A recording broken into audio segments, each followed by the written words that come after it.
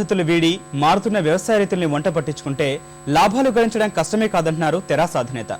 Green house పద్ధతుల ద్వారా మహారాష్ట్ర, పూణేలోని రైతులు ఇప్పటికే లాభాల బాటలో ఉన్నారంటున్న కేసీఆర్, మన రాష్ట్రంలో నేలలు, వాతావరణం ఇందుకు అనుకూలమేనని చెబుతున్నారు.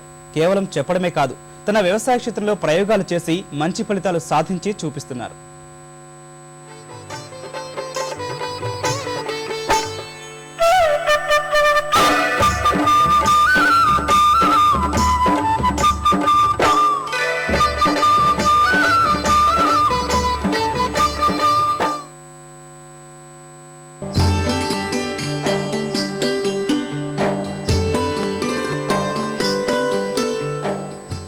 రాజకీయాల్లో కొంత వెసులుబాటు దొరికితే నేతలంతా ఆటవిడుపు కోసం విహారయాత్రలకు వెళతారు. లాభాలు సంపాదించేందుకు పెట్టుబడులు పెట్టాల్సి వస్తే ఏ గనుల్లోనో, విద్యుత్ ప్రాజెక్టుల్లో, హోటళ్లపైనో పెడతారు.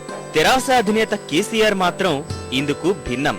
కాస్త తీరిక దొరికితే చాలు మెదక్ జిల్లా జగదేవపూర్ మండలం ఎర్రవల్లి పంచాయతీ పరిధిలోని తన వ్యవసాయ క్షేత్రానికి వెళ్లిపోతారాయన. వ్యవసాయంపై మక్కువతో భూమిపైనే పెట్టుబడి పెట్టి లాభాలు సాధించాలంటారు.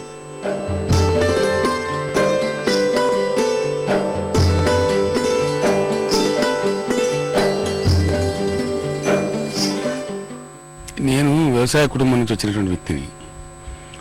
మా నాన్నగారు చాలా ప్రోగ్రెసివ్ ఫార్మర్గా ఆ రోజుల్లో మంచి వ్యవసాయం చేయించేది.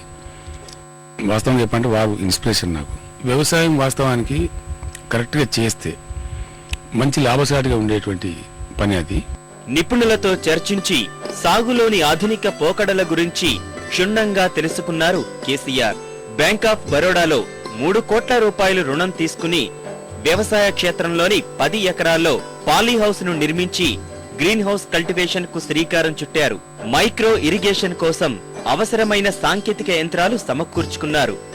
ఇప్పుడు గ్రీన్ హౌస్ కల్టివేషన్ లో సక్సెస్ స్టోరీ ఉంటుంది తప్ప ఫెయిల్యూర్ స్టోరీ ఉండదు. సక్సెస్ రేట్లో తేడా ఉండదు. ఒక ఆయన 90% కావచ్చు, ఇంకో ఆయన 70% కావచ్చు. కరెక్ట్గా పనిచేసి కరెక్ట్గా మార్కెటింగ్ చేసుకోగలిగితే ఒకటే సంవత్సరంలో మొత్తం లోన్ కట్టేయచ్చు మనం. అంత బాగుంటుంది. ఆధునిక వ్యవసాయ పద్ధతుల్లో ఈ సూక్ష్మ ఇరిగేషన్, మైక్రో ఇరిగేషన్ ద్వారా కూడా తక్కువ నీటితో ఎక్కువ భూమిని కల్టివేట్ చేయవచ్చు. మీరు ఇందాక చూసేప్పుడు 10 ఎకరాలు 11 ఎకరాలు ఇంచుమించుగా కాకర తోట ఉంది ఇక్కడ మా ఫామ్లో. డ్రిప్ కాబట్టి తక్కువ నీళ్ళతోనైనా సరే, ఇంత హాట్ సమ్మర్లో లాస్ట్ 2 ఇయర్స్ డ్రాట్ అయినా మేము మేనేజ్ చేయగలుగుతాం. అదొక మంచి ఎగ్జాంపుల్ మైక్రో ఇరిగేషన్తో ఉండే బెనిఫిట్. తర్వాత ఇప్పుడు ఎరువులు ఇచ్చే పద్ధతులు ఇవన్నీ కూడా ఆగ్రానమిస్టులు చక్కటి సలహాలు చెప్తారు. వాటిని తీసుకొని చేయొచ్చు, మంచి లాభాలు సాధించవచ్చు. తాజాగా దుబాయ్ ప్రాంతంలో డిమాండ్ ఎక్కువగా ఉన్న కలర్ క్యాప్సికం, జర్మనీలో మంచి మార్కెట్ ఉన్న చూష్ పంటల్ని వేసేందుకు కేసీఆర్ ప్రణాళికలు సిద్ధం చేస్తున్నారు. ఈరోజు ఎలక్ట్రానిక్ ఏజ్ కాబట్టి కంప్లీట్ అంతా నెట్లో ఉందండి. మనం ఏ దేశంలో ఏ రిక్వైర్మెంట్ ఉంది, ఏ సీజన్లో రిక్వైర్మెంట్ ఉంది, ఆ పంట మన దగ్గర ఎట్లా పండుద్ది అనేదంతా కూడా నెట్లలో అందుబాటులో ఉంది, సైట్స్లో అందుబాటులో ఉంది. ఆగ్రానమిస్ట్ కూడా వస్తారు. Compulsory soil test, water test చేయించి కరెక్ట్గా చేస్తే, చేయాల్సిన పద్ధతిలో చేస్తే చాలా మంచి లాభాలు వస్తాయి. ఇప్పుడు ఆ చీవ్స్ వాళ్ళు మాకు ఇచ్చిన రేటు, ఆఫర్, దాని దిగుబడిని బట్టి చూస్తే పర్ ఎకర్ 2 crores రావాలి. మరి ఎట్లా ఉంటుందో చూడాలి. అది జర్మనీకి పోయేస్తే కానీ ఆ టైప్ అయితే కానీ తెలియదు. కేసీఆర్ గారు మీరు ఇప్పుడు ఇక్కడ కాకర వేశారు కదా, చాలా మంచి పంట. దాదాపు ఎకరాకి 70-80 వేల రూపాయలు ఉంది. ఇటువంటిది 1 ఎకరా 2 ఎకరాలు ఉన్నా సరే చిన్న క్షేత్రాల నుంచి కూడా ఫ్యామిలీస్ బాగా సస్టైన్ కాగల ఇన్కమ్ తీసుకునే అవకాశం ఉంది. ఇంత నాలెడ్జ్ కూడా జనానికి ఇవ్వకపోవటంలో ఎక్కడ ఫెయిల్యూర్ ఉంది? ఒకటి, ప్రభుత్వంలో శ్రద్ధ లేకపోవడం.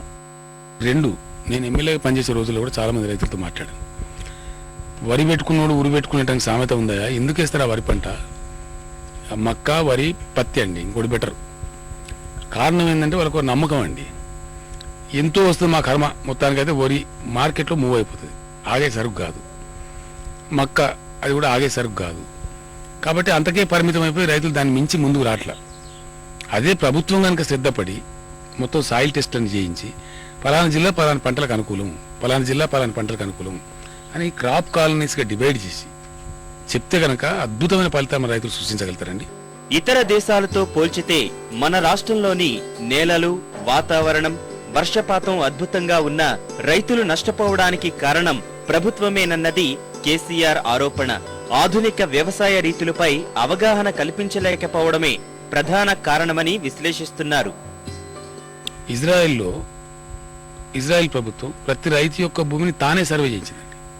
తానే సాయిల్ టెస్ట్, వాటర్ టెస్ట్ చేయించిందండి. ఒక రైతు పంట వేసుకోవడానికి ఆఫీస్కి వెళ్తే ఏం పంట వేస్తారు, ఫలానా పంట అని చెప్తే ఒక షీట్ తీసిస్తాడండి. నేను ఏ సీడ్ పెట్టాలా, ఎంత ఫర్టిలైజర్ వాడాలా, ఏది చేస్తే ఎంత దిగుబడి వస్తుంది అనేది అద్భుతంగా వాళ్ళు చెప్తారు. దాన్ని వాళ్ళు ఫాలో చేస్తారు బ్లైండ్గా. అంటే R&D మీద, రీసెర్చ్ అండ్ డెవలప్మెంట్ మీద, రైతులకు ఎడ్యుకేషన్ ఇంపార్ట్ చేయడం మీద, నాలెడ్జ్ ఇంపార్ట్ చేయడం మీద చాలా వాళ్ళు ప్రాధాన్యత ఇస్తున్నారు. మన దేశంలో అది లేదు. అది వస్తే కనుక చాలా అద్భుతమైన లాభాలు జరుగుతాయి. నెంబర్ 2 ఏంటంటే ఈ పద్ధతులు అందుబాటులో ఉన్నాయి అనేది చెప్పాల్సిన బాధ్యత కూడా ప్రభుత్వం ఉందండి. గతంలో కొంత చెప్పి సరే, ఇప్పుడు ఈటీవీ లాంటి టీవీలు కొన్ని అన్నదాత లాంటి పుస్తకాలు వెలువరించి ఈటీవీలో వ్యవసాయం గురించి కూడా చక్కటి కార్యక్రమాలు వస్తుంది, నేను చూస్తూ ఉంటాను అప్పుడప్పుడు. అట్లా కనీసం మీడియా వాళ్ళైనా సరే అట్లాంటి చేసినా, ప్రభుత్వం చేసినా తప్పకుండా రైతులు ముందుకు వస్తారు. మీరు చెప్పేదాన్ని బట్టి 1-2 ఎకరాలు ఉన్న రైతు కుటుంబం కూడా బాగా అన్ని వనరులతో బతికేదానికి అవకాశం ఉందంటారు. 100% అండి. ఆధునిక పద్ధతిలో చేయాలి, దాన్ని మార్కెటింగ్ టైప్ చేసుకోవాలి.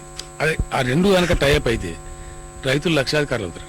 ఇటు ప్రభుత్వం గనక బాగా సపోర్ట్ చేసి ప్రతి రైతుకు కావాల్సిన వనరులు గనక సమకూర్చే పక్షంలో 1-2 ఎకరాల రైతులు కూడా ఏ చిన్నదానికి కూడా ప్రభుత్వం వైపు కానీ మరొకళ్ళ వైపు కానీ చూసే అవసరం ఉండదని, మన రాష్ట్రంలో ఉన్న భూమి 3 ప్రాంతాల్లో కూడా అత్యద్భుతమైన పంటలు పండే భూమి మన దగ్గర ఉందని, కాకపోతే ప్రభుత్వం నుంచి సాంకేతిక సహాయము, మార్కెటింగ్ సౌకర్యము, బ్యాంకులు ముందుకొచ్చి వాళ్ళకి ఎంతో అంత సహాయపడితే గనక ప్రతి రైతు కుటుంబం కూడా పచ్చగా ఉండడానికి అవకాశం ఉందని చెప్పేసి ఆయన వ్యవసాయ క్షేత్రంలో ఆయన నిరూపించారు.